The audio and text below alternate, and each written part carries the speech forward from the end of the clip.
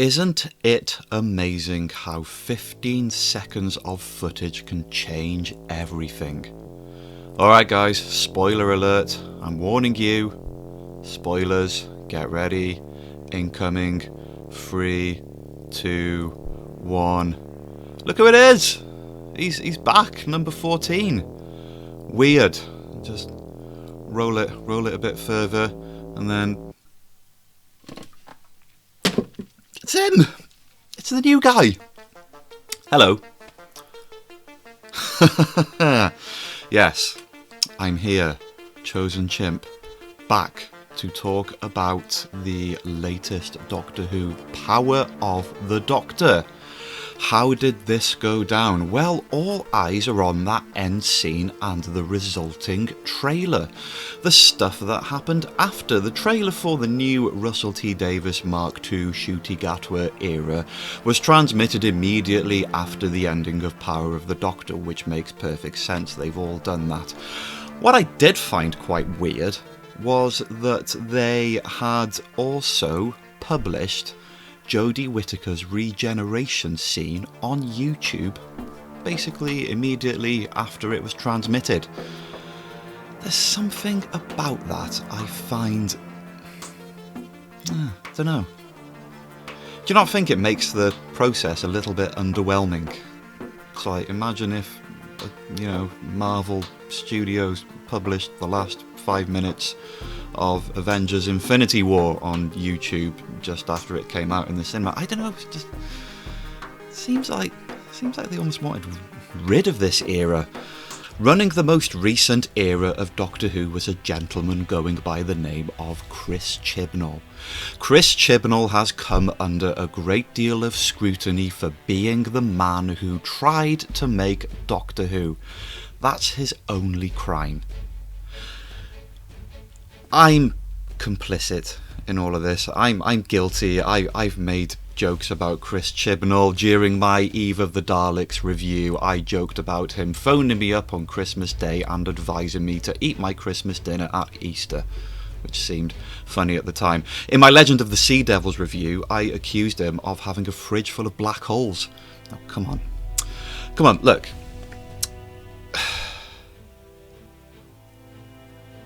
Wasn't that bad. I mean, it wasn't good per se, but I think there should be some balanced criticism, and I think perhaps it would be nice to not get personal with the man. He seems like quite a nice dude. I've heard that everyone gets on with him backstage, and like I said, his only crime was making Doctor Who not very well. He made some during the pandemic. I watched other Doctor Who YouTubers talk about this, and they make a very good point. He made Flux during the pandemic. So, yes, it was epic parpness.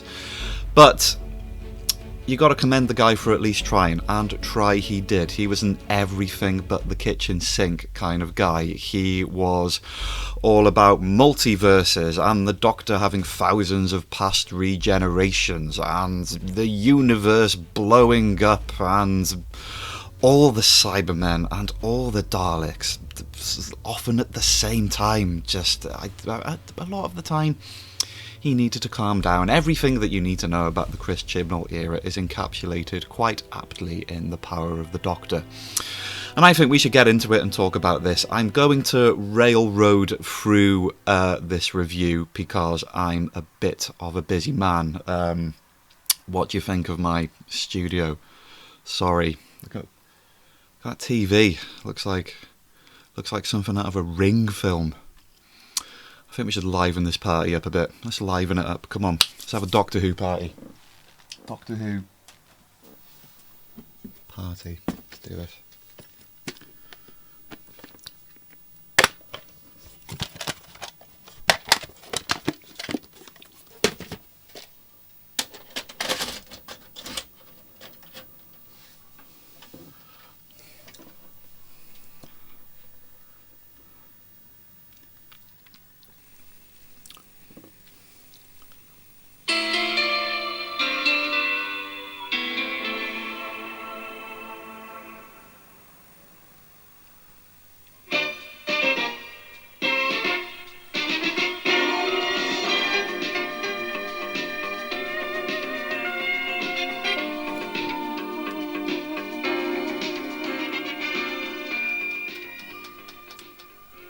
Can't hold on it, just gotta press it down.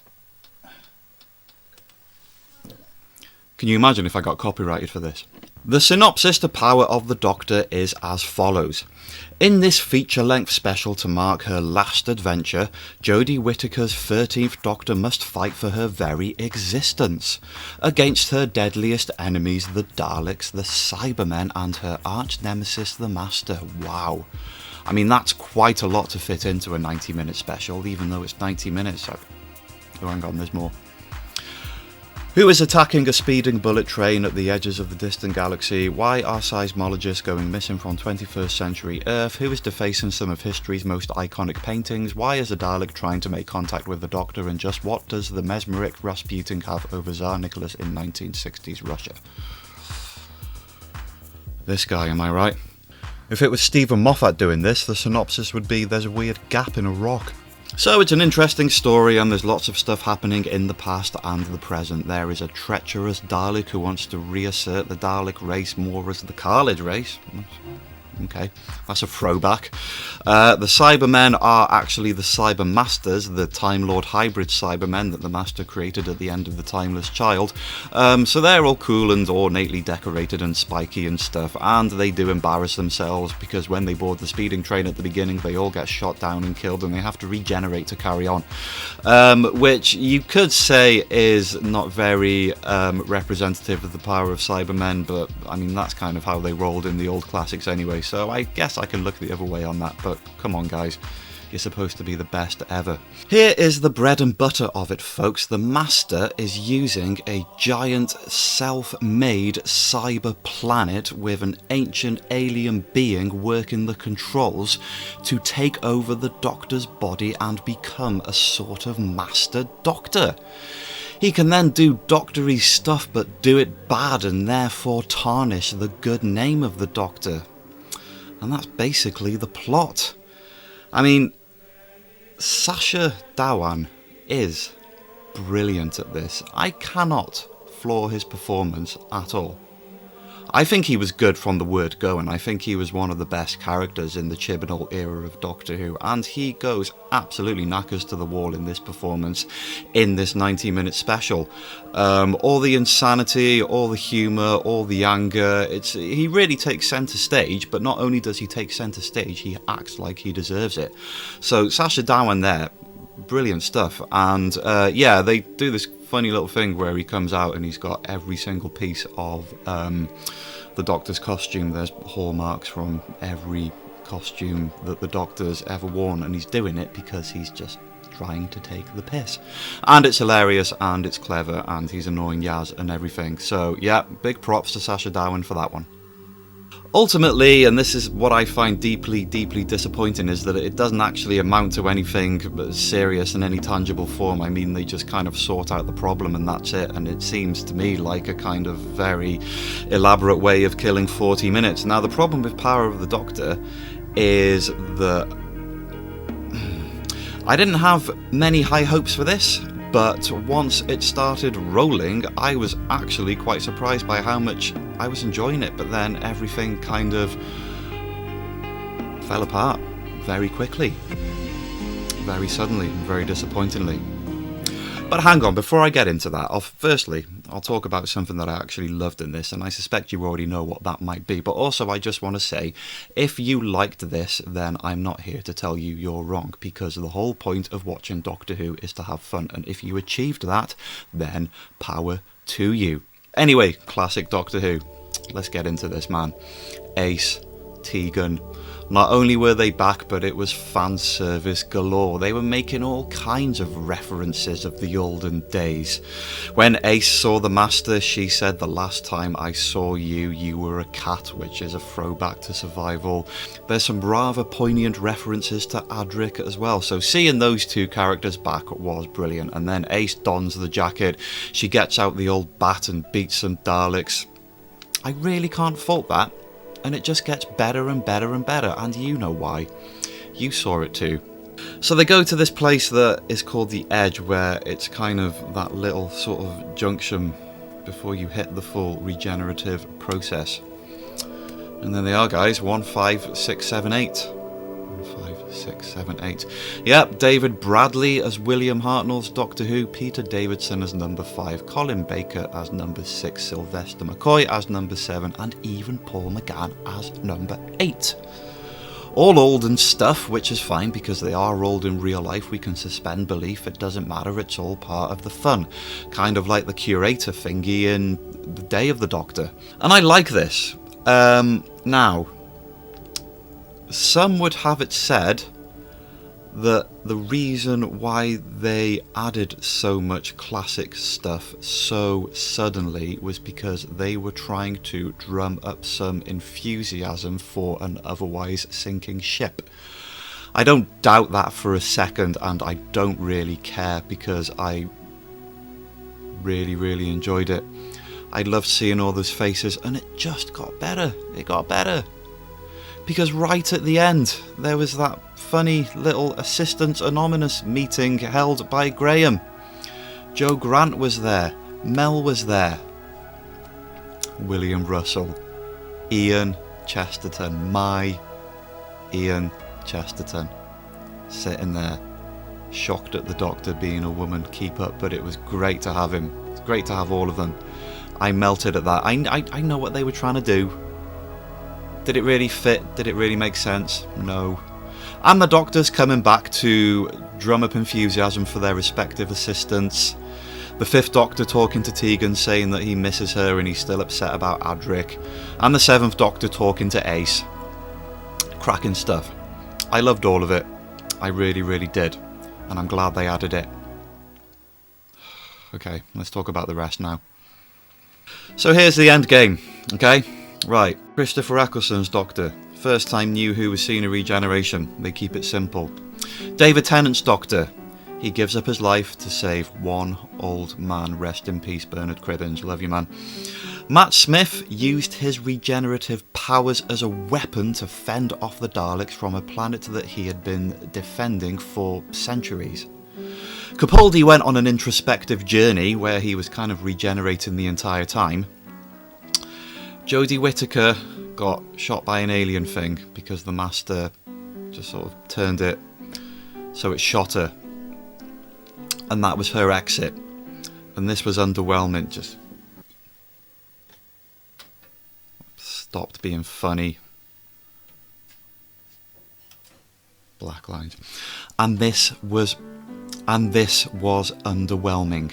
Jodie Whittaker gave a solid contribution throughout her tenure as the Doctor, and the only problem was that there was no meat on the bones of her character because her character was never written particularly well. I don't think there was ever anything for her to really sink her teeth into as an actor. A lot of the time her character stood around looking bewildered while everybody else did the talking and explaining. There was never really any sort of pivotal drama with her. I mean, I could be wrong here, you could fundamentally disagree with here. I'm just trying to sincerely argue the case that any wrongdoing with her character was not her fault as an actor. She deserved better than this. Her entire exit, her entire goodbye, her entire regeneration process was underwhelming. Okay, she got a bit upset when she found out she had to go because there wasn't much time left. She got a little bit sad. And then she got over the sadness and she was happy, and that's fine. Doctors have done that before. That was very Eccleston, but there was nothing there. It was just a real kind of, oh well. And the underwhelming nature of this, I guess it could be a ample representation for the underwhelming nature of much of the Chibnall era, but I think that Jodie Whittaker deserved better. She deserved a better send-off than this. She earned a better send-off than this. Alright? Since taking on the role, half the battle of being in the public eye is to survive mentally because of some of the despicably crap, unacceptable things that certain people say. And she got through it, and she did it with style and dignity and a great deal of class. And this was her goodbye? Come on. So this is it. I mean, it's the end of the Chibnall era, it's the end of the Jody Whittaker era, and we are sitting stranded on the island of loose ends. Who was the guy with the eggs at Dan's door? What about that grand serpent guy on the rock? Atropos, the battle between time and space, the flux ravaging half the universe. None of this and less in Power of the Doctor. None of these things get explained. The timeless child. The secret history of the Doctor. Ruth turning up was cool. I liked that. That was good. The thing where she had a secret history. Nope. I don't think even her past selves in the Edge thing gave a great deal of reference to it. They just kind of sort of sat there not talking about it. Belvinder. Remember Bell and Vinder? Did they just abandon this thing that the timeless child was going to be their child? It kind of looked like it was going that way, and then suddenly it was just a squiggly alien. You know, no reference to Vinder being a dad anymore. Bell didn't turn up. But what happened with that? Did they just cotton on to the fact that the internet sort of found out about it and then just abandoned it, or was that never a thing, or just don't know. And here's the other loose end that just year teen, sorry, Phasmin. The thing where Yasmin was falling in love with the Doctor, and as it turned out, the Doctor was actually falling in love with Yasmin back, even though she knew full well that it would be dangerous to have a relationship with a mortal human being, what with her being Time Lord. Past track experience in the Doctor's life have proven this, and so it made sense that this is how she felt. So they had that scene on the beach at the end of Legend of the Sea Devils, and it looked like there was going to be more closure. It looked like it was going to culminate in some kind of real intense dramatic moment.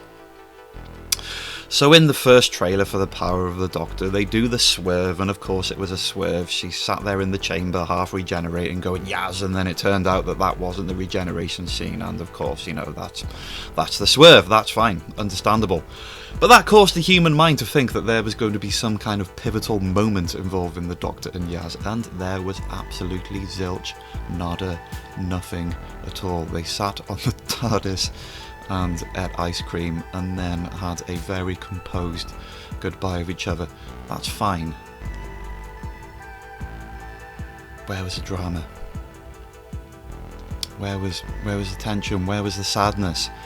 Two things are going to happen. They were going to manifest their feelings, or they were going to walk away feeling hurt. And obviously this ending lent towards the fact that they were going to walk away feeling hurt. But there wasn't much display of it. They just sort of smiled and said goodbye, and that was that. I really, really, really wanted to see something more dramatic for this. In the previous videos, I've said that this was one of the most interesting storylines. You know, there was an LGBTQ representation thing happening here, and representation is important. It means a lot to a lot of people, and I believe in my heart of hearts that Doctor Who is the ideal place for it. And dunno, never happened, did it? It was just the flattest way to end a love story that I think I have ever seen in modern Doctor Who. It wasn't happy, it wasn't sad, it was just nothing. It was just an empty space. It was vacuous. I don't know why this bugs me so much. It was the one bit of drama that I felt really mentally invested in. It really felt like there was an abandoned ship moment to it.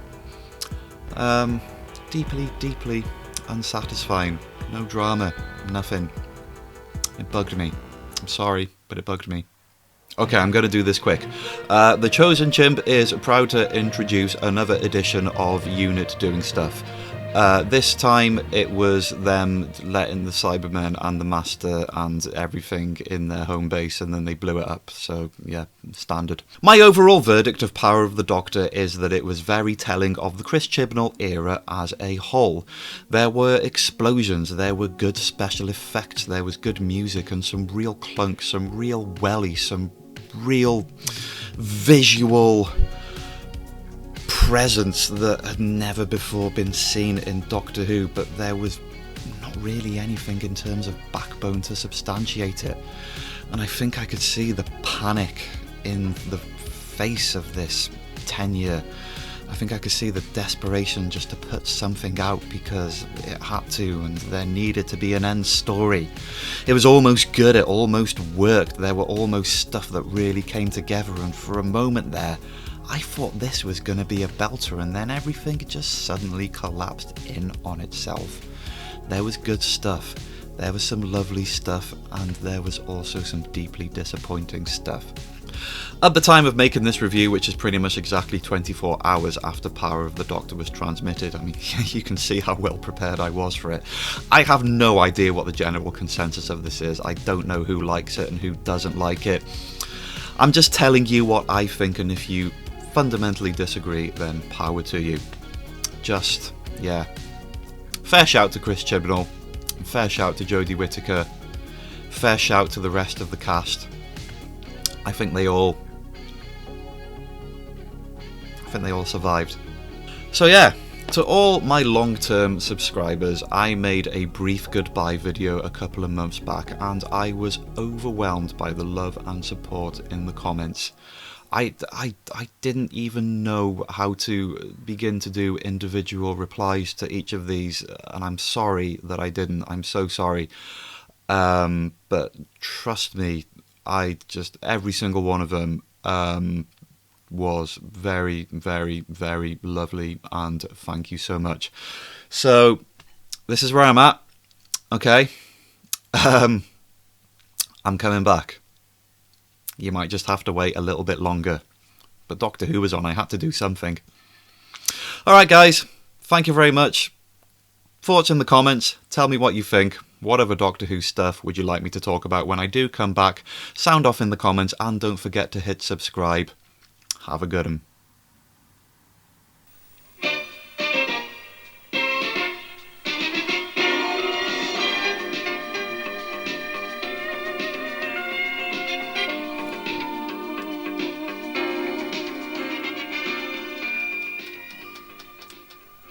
Can't hold on it, just